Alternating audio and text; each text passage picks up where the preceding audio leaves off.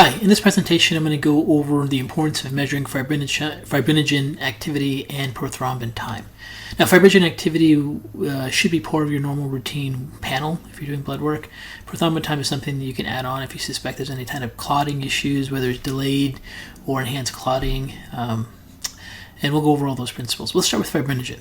So, serum fibrinogen levels are really important to measure, and first thing you need to know about them is they are an acute phase reactant, and they're an acute phase reactant that then leads to platelet aggregation and basically thrombus formation and clotting in blood vessels.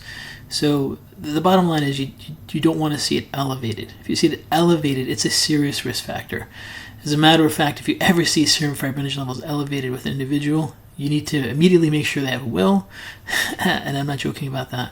The risk factor goes up significantly, and you really need to immediately jump on cardiovascular risk factors and things that impact vascular inflammation. All the principles we talk about in the Crosby Institute cardiovascular course immediately need to be applied, and they really become a high-risk patient. Now, fibrinogen levels can go up sometimes when people have an inflammatory response or they have an infection because it is an acute phase reactant, or if they had recent surgery, fibrinogen levels can be elevated. And the fact that they're elevated means they're at a period of time where you have an increased risk for a clot, so you don't want any other factors there. The worst scenario is someone who, unrelated to some acute inflammatory infection or trauma to their tissues, like surgery, for example, their serum fibrinogen levels are just elevated all the time. If you see that, you're a little bit concerned. Actually, you're a lot concerned. So the key thing, it's an acute phase reactant. And then increased levels may be seen in smokers. It can go up during pregnancy. So estrogens really push fibrinogen levels up. And that's why estrogen replacement therapy, pregnancy, oral contraceptives, they'll have the ability to raise fibrinogen levels up. And then fibrinogen levels can drop in liver disease, the protein made in the liver. So when the liver gets really, really sick, you're going to see things like fibrinogen and albumin and globulin, all the different proteins made in the liver drop. And then that lets you know that they're very ill. So you're not going to see a lot of fibrinogen levels that are low in your patient population unless you're dealing with severe liver cirrhosis and really progressed liver disease. But you're going to see fibrinogen levels high in your obese, smoking, pre-diabetic patients. You're going to see fibrinogen levels elevated in some of your healthy women that are taking some type of estrogen replacement. You're going to see it in your young females that are taking birth control pills. So it's a marker you're going to see involved as you do routine blood work. Now, when you look at the role of fibrinogen, it's made in the liver, and basically when there's an inflammatory response, you're going to have acute phase reactants, proteins that go up during inflammation, which include fibrinogen elevates. So CRP, for example, is an acute phase reactant. And just like CRP elevations being an increased risk factor for cardiovascular disease, fibrinogen is also a very, very important risk factor for cardiovascular disease. So you kind of really, you should really look at CRP and fibrinogen as one of the same. They can go up with underlying inflammatory responses, but also with estrogens, which is very specific to fibrinogen and not associated with CRP. And as the inflammatory response or estrogen levels go down, then fibrinogen levels can go down.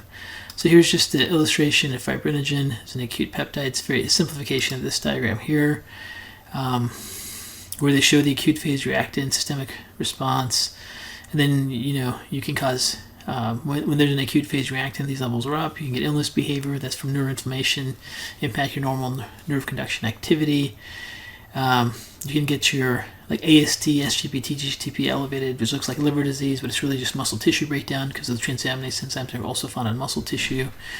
You can get a normocytic, normochromic anemia with these very severe acute inflammatory responses.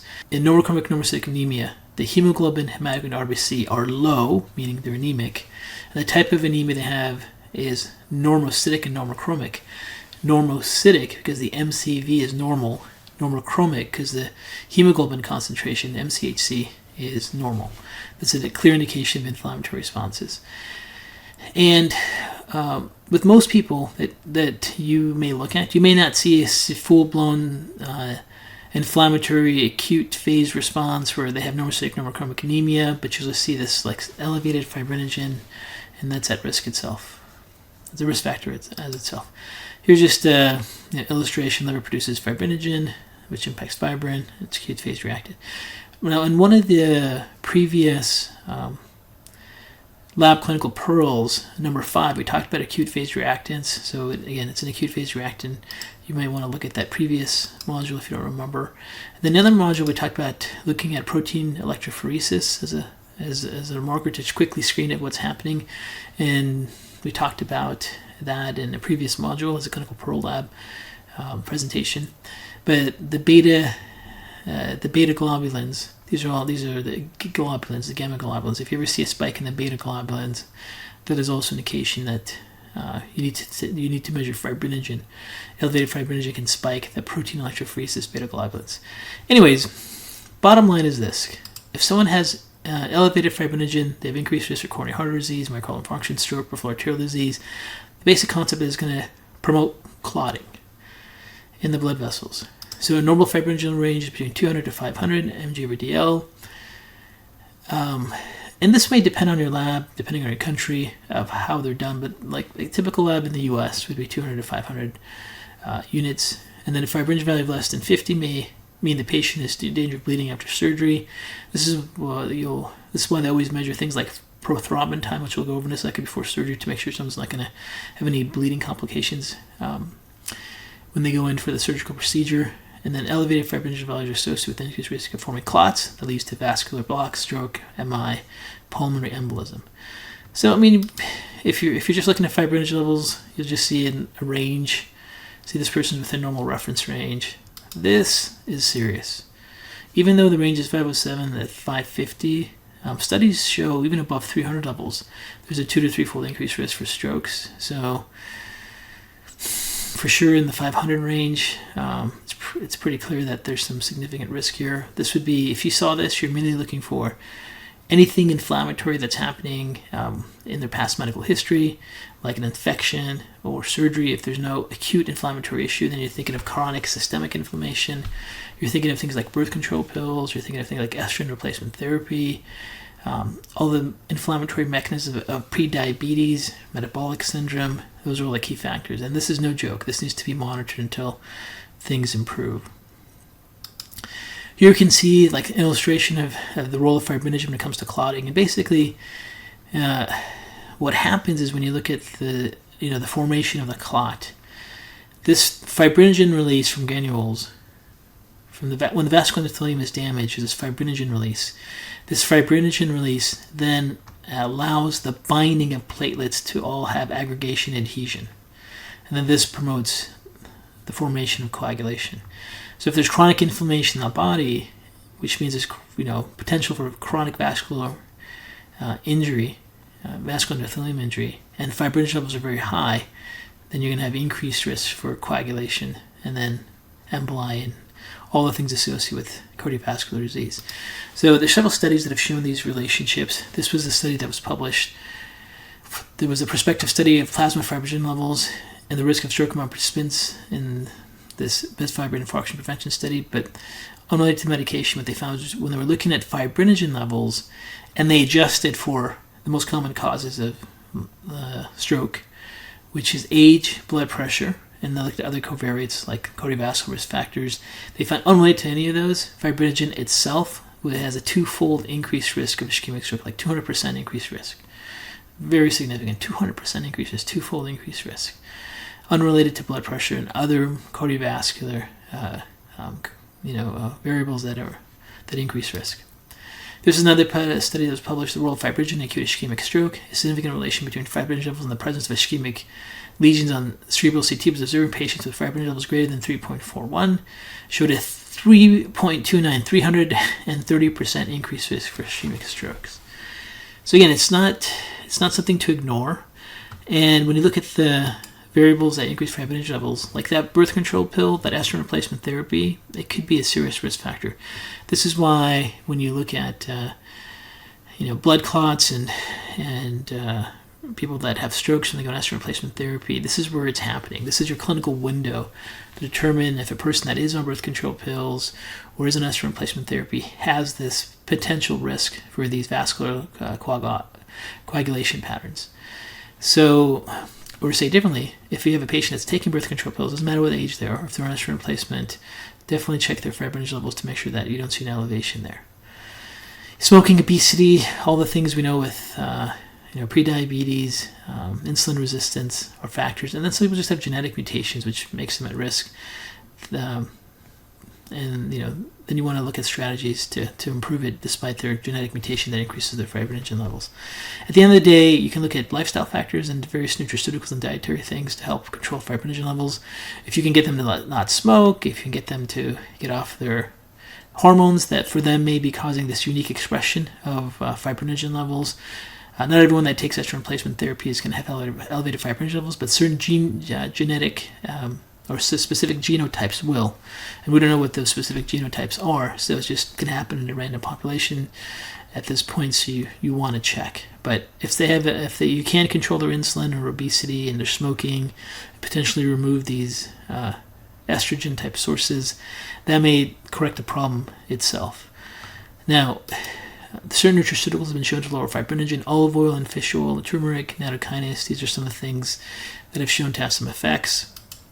There's some clinical trials done on fish oils and olive oils, human clinical trials, which have been found to be effective in lowering fibrinogen levels and having hypocoagulation effects. There's some studies on curcumin, turmeric. Curcuminoids have been shown to have the ability to modulate and reduce coagulation patterns with fibrinogen. Here's another study on curcumin. And then nattokinase, which is an enzyme found in soy byproducts that has been shown to also decrease coagulation and really important to consider when someone has elevated levels of fibrinogen levels. So nutraceuticals in combination with other factors, lifestyle factors that have been shown to lower fibrinogen levels are like exercise, diets low in sugar and fat, and weight loss if overweight. These are all the things that impact the metabolic syndrome, insulin-driven mechanisms for elevated fibrinogen. So if you haven't been looking at fibrinogen levels in your practice, you really should have this part of your routine profile, and you definitely need to consider looking at it if you're seeing anyone that is fitting that metabolic syndrome profile, that prediabetes profile, and you definitely want to check for it. Anyone that's on birth control pills, estrogen replacement therapy, this may be the earliest way to find that they have increased risk for some type of increased clotting pattern that can lead to embolism, pulmonary embolism, ischemic stroke, myocardial infarction, peripheral arterial disease. So these are important to look at. Okay, now the other marker I'm going to talk about, which is very similar, is prothrombin time. And prothrombin time isn't something you want to do on a routine panel, but if you suspect someone has issues with how their blood is clotting too quickly or not clotting fast enough, you'd want to measure this prothrombin time. And a prothrombin time test measures how long it takes for a clot to form in a blood sample. And when you look at prothrombin time, they always give you the results as an INR. And INR stands for International Normalized Ratio. And this is the standardized ratio that is used throughout the world because prothrombin times are going to vary in range from one lab to the next. So in order to avoid that, they established the International Normalized Ratio. So when you look at, for example, a prothrombin test result, you'll see the prothrombin time that the lab found, and then you'll see the international ratio range. And this is, either one could be used to determine what's going on. There's going to be a high degree of correlation between them. But that's the INR marker. It's that international ratio that's been standardized. Now, when you want to look at prothrombin time, typically prothrombin time is done when people are on blood thinners, anticoagulants like warfarin, heparin.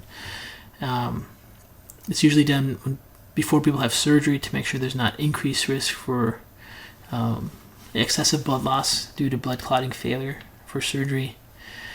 Patient with clinical presentation of developing bruises, easily having heavy nosebleeds or cuts that don't stop bleeding, so there's kind of bloody toothbrush all the time. There may be some concerns with maybe they're vitamin K deficient or have a genetic disorder where they can't clot very well.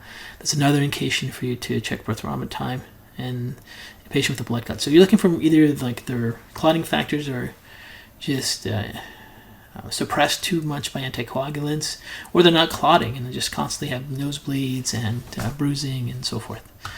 So you can look at the prothrombin time, like here you can see like a normal prothrombin time. And when you look at the prothrombin time, remember you're looking at how long it takes for a clot to form in a blood sample. So high INR, it's taking a long time for this clot to form. Those are indication of blood thinning medications. You can have this happen unrelated to anticoagulant medications with people who are taking, 10,000 more milligrams of fish oils per day. That can be a factor. And then the worst scenario would be someone who's on a blood thinner and also taking fish oils. They could really have this clotting time diminished when that happens. And that's a serious concern if they get an injury or a cut or have surgery. Liver problems where they're having issues with reducing coagulation factors. People that don't have enough protein deficiencies are a key factor in unhealthy clotting. A lot of times you see people that bruise easily and have nosebleeds all the time. When you look at their dietary intake of protein, they're just protein insufficient. So remember the basic rule is 1 gram of protein per gram of body weight. So let's say you have a 120-year-old frail female in your office that keeps getting bloody toothbrushes, bruises really easily, and they're just like, I don't know why. And they're taking all this vitamin C and thinking that's going to help them. If they don't have enough protein, and you look at the dietary history, and let's say they're 120 pounds, and then they're only taking like 40 grams of protein in per day because they're just not eating or have very small amounts of protein in their diet, that could be what causes them to clot very slowly and have all the bruising and bloody toothbrushes and all the chief complaints that they have. The other one is vitamin K deficiency. Vitamin K deficiency does happen all the time. It's not as popular as vitamin D deficiency or vitamin A, but it's vitamin C and vitamin K are really important for vascular capillary health. K specifically for helping the mechanisms of clotting that are normal. Okay, and then if you see a lower prothrombin time INR ratio, then they're clotting way too fast. So maybe they're taking too much vitamin K. More likely they're on estrogen-containing medications, or there's some like underlying inflammatory pattern that's promoting clotting. Those would be like the metabolic syndrome, insulin resistance patterns that may be really shifting those pathways. So the key clinical pearl with this month is just really to understand fibrinogen activity and prothrombin time. Just check that in your population. Make sure they're healthy and normal. And if you suspect someone, well, put it this way. If you see someone who is pre-diabetic, has any type of obesity, type of metabolic syndrome pattern, is on birth control pill, is on estrogen replacement therapy, and you're worried about the risk for clots, measure the fibrinogen time. If you want to go a little bit deeper and you just want to see how much time it takes for them to form a blood clot, because you suspect, for example, a person isn't just clotting very well. They have like their toothbrush is always bleedy, they always bruise easily, they get nosebleeds easy. They just may not have enough clotting activity. So you want to then check their prothrombin time, and with them you might see that their prothrombin time is high. It's taking a long time for them to form a clot. And in those types of scenarios, just make sure they're not protein insufficient. Definitely, first thing to think of is vitamin K. Those would be the two key things to really look at for that. And especially if you see low platelets too. If you ever see low platelets, you definitely want to think about vitamin K insufficiency. Anyways, I hope you found this clinical pearl helpful for you, and thank you for your attention.